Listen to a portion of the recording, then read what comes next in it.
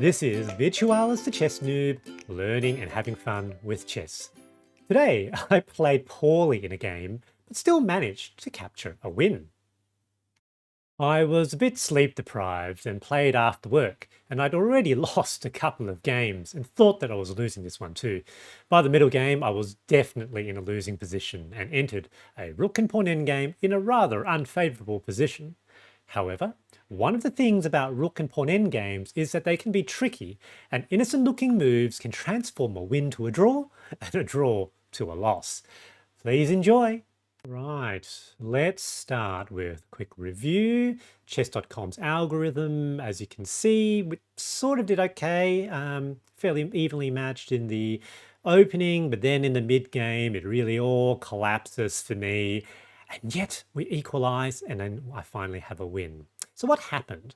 As you can see, I played not terribly accurately, according to the algorithm, 65%, opponent 60%. But the interesting thing here is at a lower depth, the chess.com computer initially thought that my opponent, in fact, played more accurately than me. And even now, you can see they had a larger proportion of best and excellent moves. I had more inaccuracies and definitely more blunders. Let's have a look now at the analysis. I played with white, opponent black, e4, e5, knight c3, so I started playing the Vienna. Opponent played the Max Lang defense, knight c6. I played bishop c4, and then they developed their other knight, knight f6. And this is all actually a very good response by my opponent. I played d3, and I think in this position, basically we've kind of transposed into the bishop's opening. So my opponent was playing very well, considering, I was rated substantially higher than my opponent. And in fact, after winning this game, I only just scraped back into the 1300s. I was dropped below the 1300 with some earlier losses today. They played bishop b4. Here I thought I would unpin immediately with bishop d2. Stockfish reckoned that playing the knight first was better, but I suppose it's not a big difference. Basically close to equality. They played d6. I did play that sort of move next, so I suppose we end up about the same. Opponent plays bishop d7, and here I play a3, asking what they were going to do with the bishop. They play bishop a5, which makes sense. I short castles. They play a6. I suppose potentially, setting up for that move there. I opted to immediately play b4 with an attack on the bishop, and the opponent brings the bishop back to b6, potentially, I suppose, logically maybe going to a7 afterwards. At this point, I wasn't really sure what was the best thing to do. So I thought, let's play bishop e3, potential trade. I did, in fact, think about pinning the knight to the queen, but I wasn't sure what I was going to do if they played the obvious move, h6. So with that, if I take, queen comes out, did I really want that? I wasn't so sure that I did. So they played bishop a7, and here I thought, yep, let's just whack the bishop. And we shall see later that this actually, in the end game, gives me a little bit of an advantage, or even though I'm completely disadvantaged, is not as bad a disadvantage as it might look. So this was not necessarily a good move for black, and it has a long tail to it. I play b5, so again, back to equality. I lose my advantage. According to Stockfish, breaking open the center right now would have been good. Yeah, I should have seen that, I think. They move knight e7, sort of out of the way. And I suppose, I thought maybe I could straight up capture, but then second-guessed myself. I did that thinking I would, but then I ended up not doing it. So not sure what I was thinking. I played h3, thinking that I didn't want these pieces to come here. Our opponent plays queen c8, which potentially sort of lines things up there. Here I thought, I didn't like that, and maybe there was an opportunity for me to just get rid of some of these attackers. But, this was not favorable for me. definitely an advantage to white now. And the problem here is, realistically, the opponent could straight up capture now, and there's not really very much I can do about it. However, they play knight g6, so making an attack on the king side of the board. That sort of allows me to play a4, so shoring that bit up. And I think capturing here just allows a potential equal trade as opposed to just a full-on loss of a pawn. Opponent short castles now. I push f4, thinking that that potentially works for me. But, you know, Stockfish didn't think it was good. They played knight h4, which of course comes as an attack here. So that's a bit of a problem because, yeah, so this is a problem for me, I think. They capture. And here I thought quite hard. I thought maybe I had something if I played e6, that, you know, two attackers on the weak f7 pawn. I think, you know, if they capture, I capture back. Yeah, maybe there was something. However, Stockfish reckoned, nope, that doesn't work, and I sort of understand that now. Yeah, so I think this would have been straight out best. This knight move to f4, now with attack and a defense of that pawn. I did see that, but again, I just didn't play it. I just didn't play it. And again, even here, I thought this was probably good. This was probably good. Now, with that pawn move, I've sort of disconnected the queen from the bishop, so this was potentially good. But again, I was too focused on this potential attack, and it just didn't work. So here, I'd basically, at best, get back to equality. Opponent chose not to capture back, which was clever, because I thought, you know, maybe I had another attack there, but now I just have nothing. I moved the queen there anyway, and that was a bad move.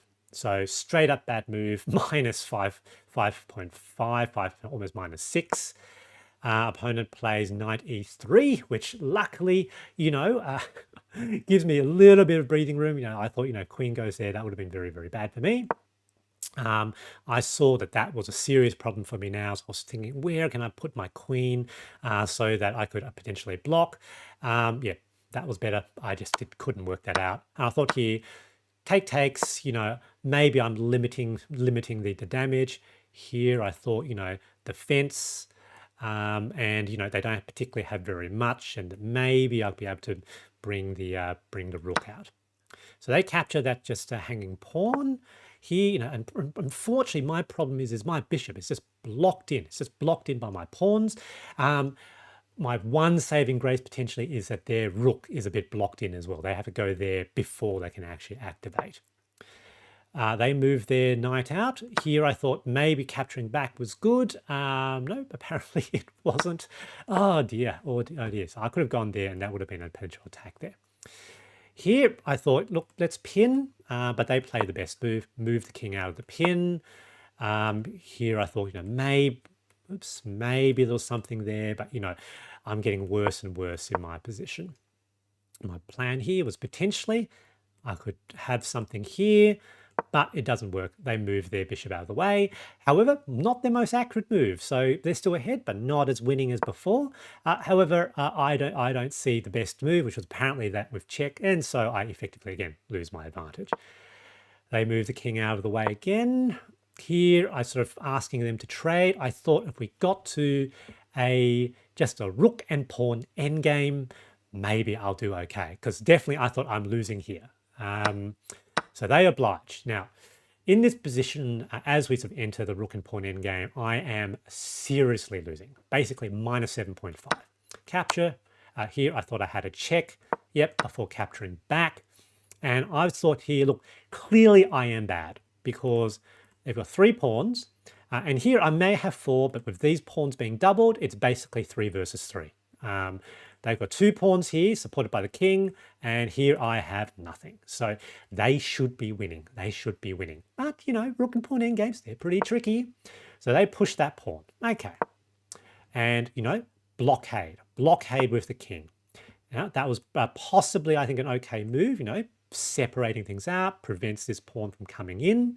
So that's all right. So need to create a threat of my own. Here, they're sort of saying that they'll capture. I thought, okay, and I suppose it means that I can't directly capture back, but let's do this. So if that pushes forward, I can capture. if they push forward also, I can take that. And if they capture, if they no, choose, sorry, if I move and then they capture, again, I have that, which then potentially allows me to take some of these other pieces. So I thought that was probably my best move. And I was happy to see Stockfish agreed. You know, look, almost -9. I am not in a good position here. So they capture, capture. They take. That's fine. Can come up. Got a blockade. So now they thought, yep, I want to protect. All right, makes a bit of sense. But that pawn is now not defended. So straight up capture. All right, look at the advantage. A little bit more towards my side. And, you know, I've got sort of king opposition. So, you know, it's not so easy again. It's not so easy again for the opponent. If they move the king out of that file, I've got an attack. So they sort of make an attack, but now I've got a blockade. I can block their pawn. Move forward, that's fine.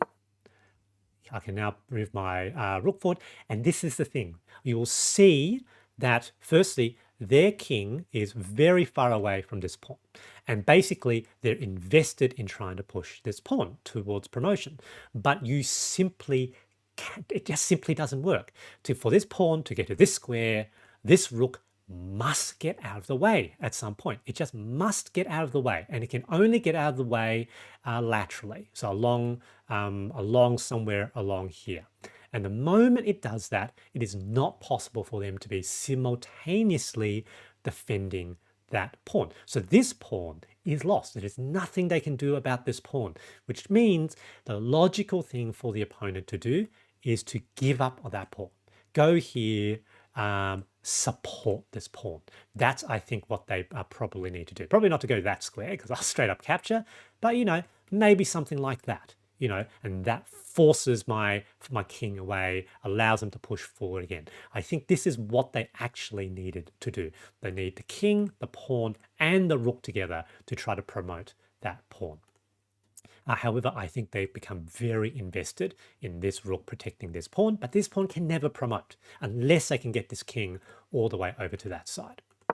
So push, that's fine. I capture, they move, and, you know, I can capture that pawn. So they have given up on the wrong pawn. They have given up on the wrong pawn. And you will see we are back to equality now. So if the opponent plays perfectly, they can get a draw from a completely winning position. They're now in a draw. And I actually have more pawns. But, you know, they're doubled, so it's basically just like one pawn back, you know, stops them from being able to go back. So now, if they don't want to lose it, they're forced to protect.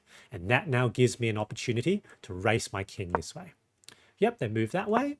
That's fine. Now here, it's potentially losing. I think there's some clever move for the opponent. I needed to give a check or something, I think. But they missed their opportunity. But, you know, it's a subtle sort of move that they had to make. It's completely not obvious.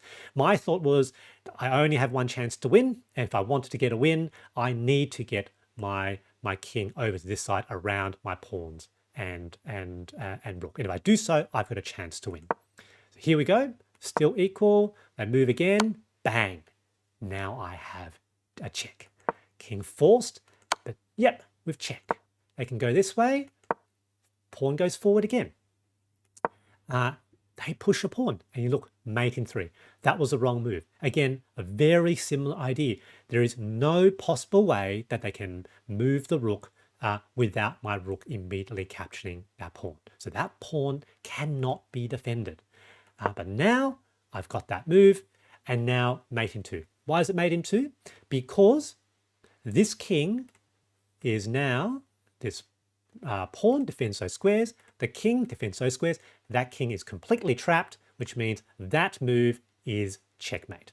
The only, excuse me, the only thing that the opponent can potentially do to prevent checkmate is to bring the rook here, check, force to come here, capture to queen, and again, that will be checkmate. So what that looks like, so this is the only move that doesn't give checkmate next turn. Check, block the check, and checkmate. So can't take and can't escape.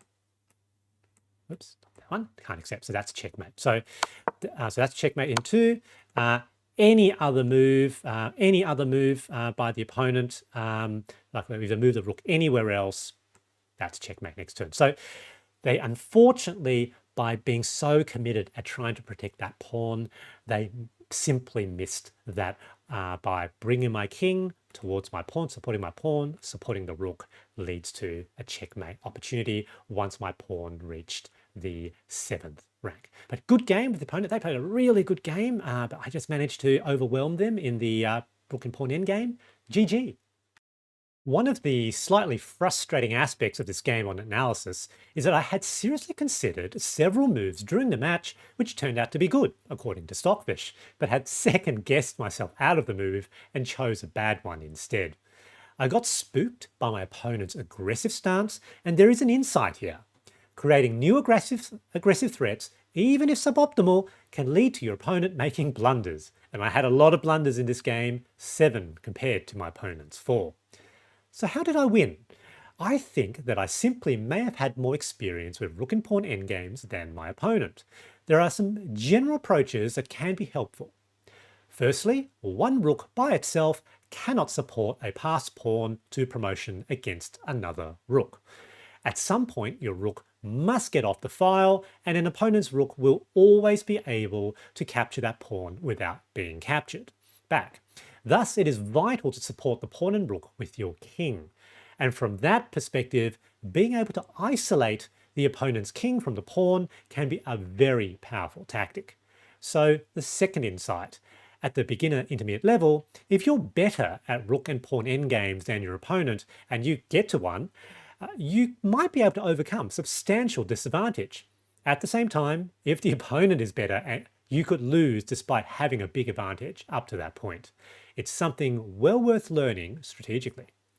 I hope you enjoyed this video, and thanks for watching.